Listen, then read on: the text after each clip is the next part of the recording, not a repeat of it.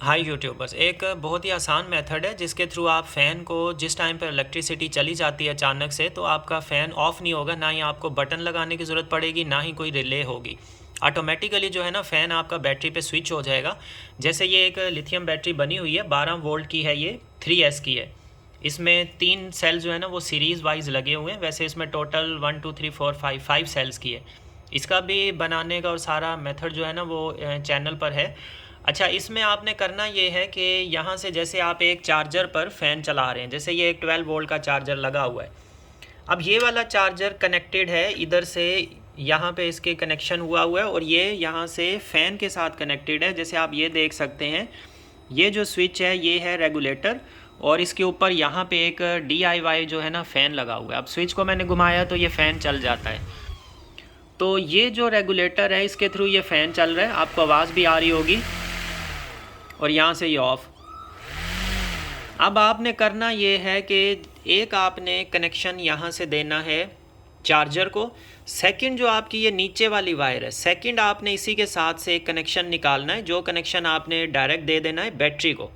अब ये जो कनेक्शन है ना ये लगा हुआ है असल में बैटरी के साथ। ये जो सेकंड वाली वायर है ये बैटरी के साथ कनेक्टेड, आपको नज़र आ रही होगी यहाँ से रेड और ब्लैक वायर। अब ये कनेक्शन बहुत ही आसान है, बहुत आसान सा मेथड है। एक तरीका ये होता है कि आप यहाँ से चार्जर की पिन डायरेक्टली जो है ना इस रेगुलेटर के साथ लगा दें। यहाँ से नीचे से ये पिन लगी हुई है, यहाँ से इसके साथ लगाएं या फ़ैन को लगा दें, तो आपका फ़ैन डायरेक्ट इस चार्जर पर चलता है। लेकिन आपने करना ये है कि एक सेकंड वायर इसी के पॉजिटिव नेगेटिव के साथ से निकाल कर बैटरी को दे देनी है बस। इससे आपको दो फ़ायदे होंगे। दोनों फ़ायदे आपके लिए मतलब दोनों ही फ़ायदे चाहिए। एक फ़ायदा इसका ये होगा कि आपकी बैटरी इसके साथ साथ चार्ज भी होती रहेगी। सबसे बड़ा फ़ायदा, आपने फ़ैन चलाया, अब जैसे आपका चार्जर फ़र्ज़ करें आपका चार्जर है 10 एम्पेयर का, और आपका जो फ़ैन चला रहे हैं, फ़ैन तकरीबन एम्पेयर लेता है 5 एम्पेयर या 3 एम्पेयर फ़र्ज़ कर लें। अब बाकी के जो 7 एम्पेयर बचेंगे ना, उन 7 एम्पेयर से आपकी बैटरी ऑटोमेटिकली हर टाइम पर चार्ज होती रहेगी।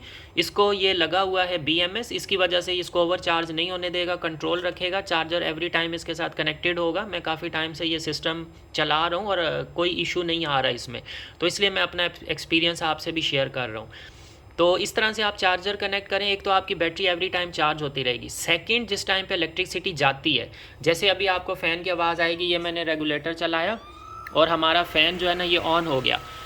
अब इसमें होगा ये, जैसे ये देखें बैटरी इलेक्ट्रिसिटी चली गई, मैं इसकी पिन निकाल देता हूँ।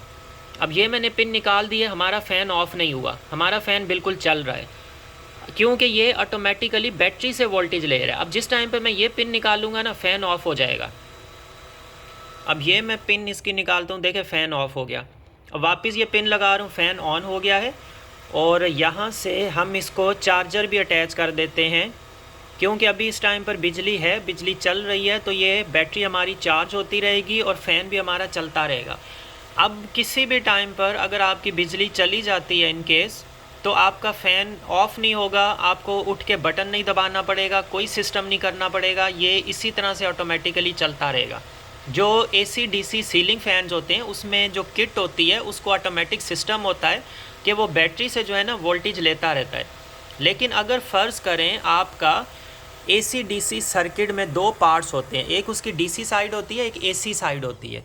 अगर उसमें सर्किट में आपका AC साइड जल गई है, बर्न हो गई, और आपका पंखा AC पे नहीं चल रहा, वो जस्ट DC पर ही चलता है, तो उसके साथ भी आप ये मेथड अप्लाई कर सकते हैं, ये सिस्टम कर सकते हैं। इससे ये फ़ायदा होगा क्या, जिस टाइम पर बिजली होगी आपकी बैटरी भी चार्ज होती रहेगी, पंखा भी चलता रहेगा। जैसे ही लाइट जाएगी आपका पंखा ऑटोमेटिकली बैटरी से वोल्टेज लेना शुरू कर देगा, बैटरी से डिस्चार्ज होगा, बैटरी डिस्चार्ज होगी और वो बैटरी पर चलता रहेगा। वापस जिस टाइम पर इलेक्ट्रिसिटी आएगी वापस आपकी बैटरी चार्ज होने लग जाएगी।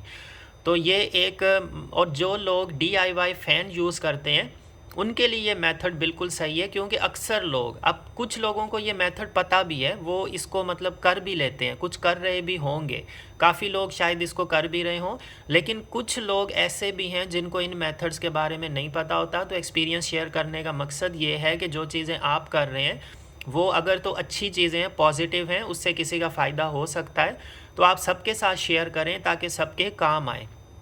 तो मेरा भी वीडियो बनाने का मकसद यही है कि आपको, जिन लोगों को नहीं पता इस बारे में, उनको भी पता चल जाए, वो भी इस तरह से मेथड यूज़ कर सकते हैं।